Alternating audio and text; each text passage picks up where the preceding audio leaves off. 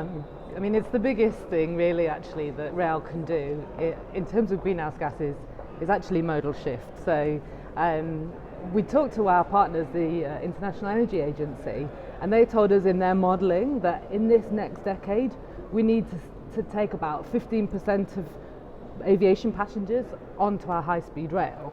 They see that's one of the biggest opportunities for modal shift for high-speed rail to really save greenhouse gas emissions, and it's a real big impact that we can expect to have from that. It's something like 460 million megatons of carbon dioxide, which is equivalent to all of the vehicles in North America. So it's a massive impact that we can make actually just by that kind of small shift towards rail from either aviation or road, and I think that's the biggest impact we can do. But and that's particularly for high-speed rail. But not only that, it's how we build it, where we build it, that can make a massive social benefit as well, because it brings connectivity and people's access to education, to employment and to leisure that perhaps they haven't had before.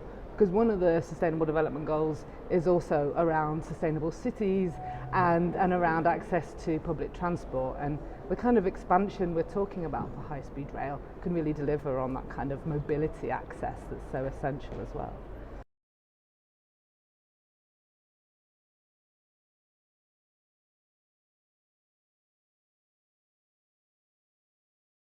Yeah, I mean the design of high-speed railway is key here, because yes, it's important that high-speed rail will bring and save carbon emissions through modal shift, but if we don't build it in the most sustainable way, then we could really lose our credibility as being that sustainable mode of transport. So it's essential, and design, you're right to ask this question, is because that's where we can have the biggest impact. If we wait until construction, it's too late to sort of bring in ways to improve it. So at design, and in fact at pre-feasibility, if we can embed real sustainable objectives throughout the design process, then big impacts can be made, in fact.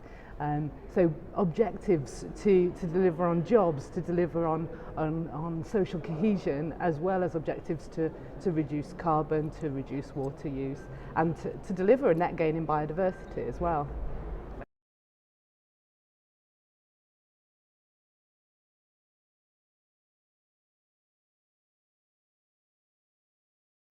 Yeah, I mean, it is a challenge because there's a lot of infrastructure that has to be built, as well as rolling stock for our high speed. So, and there's a lot of concrete and a lot of steel that goes into these things, and there's no getting away from that right now.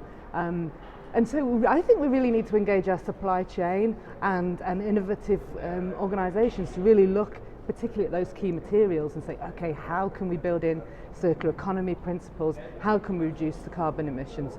And if you give them the challenge, then the solutions are coming there, and I think they will come. And I think we just need to make that really clear message to the supply chain when we're buying, when we're designing, that that's what we need. We need the lowest carbon in infrastructure, and the innovations will come.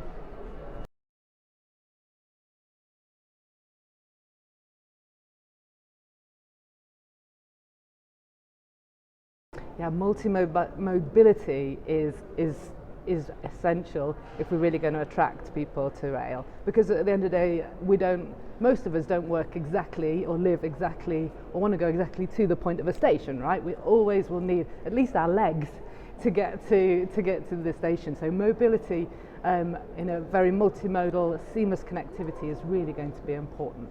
And we've heard from our members some really nice ways that they're working in partnerships with other modes that we've never heard of before. So looking outside rail for the first time and making friends with aviation, so that you've got passengers who can check their bags and buy a ticket right through that's multimodal, so they can fly in across the Atlantic into Europe, and then we'll have, as part of their train ticket, a high-speed rail that will take them to an adjoining city within Europe.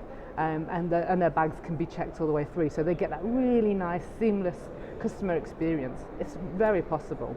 And active travel, so really working, when we design our stations, understanding how people can cycle and walk there, and it's like a catchment management thinking really, and working with our cities to make our cities and our stations walkable. And I think it's going to be key to really make a change in customer experience for passengers.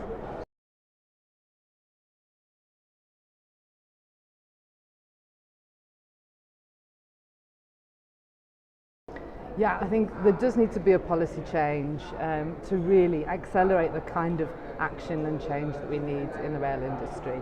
At the moment, other modes are not paying their way in terms of tax on say, diesel and fossil fuel use. So I think we need really great carbon taxation that incentivises good mobility, sustainable mobility choices and design.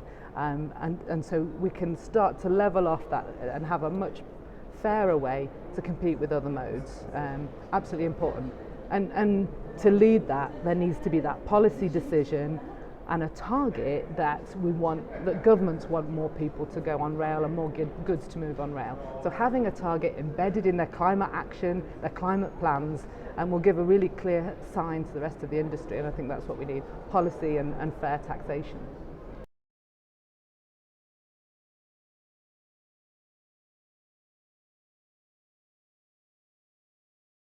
Yeah, so high speed for our planet. I really like the strapline, of course, and I work with my colleague on this strapline, and I was Mark Gigon, who's our passenger director, and we were really pleased to really bring sustainability to the heart of this Congress, because it's really why we're doing what we're doing, essentially. But for me, it was about underlining the urgency of action here, because we need high-speed rail, but we also need high-speed action. And for me, it's about accelerating on action for climate.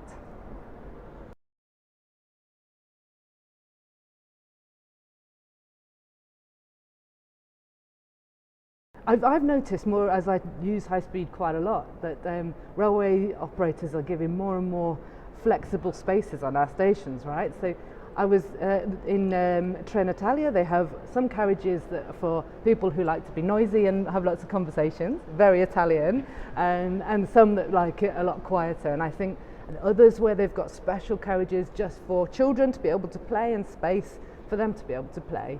And then there's space for meetings, for social spaces to enjoy a meal together. And I think having a train that's got all of those choices is just wonderful, because it realises that passengers have a whole range of different needs when they travel. And so what I love is having that flexibility and that variety, acknowledging the different needs of our passengers.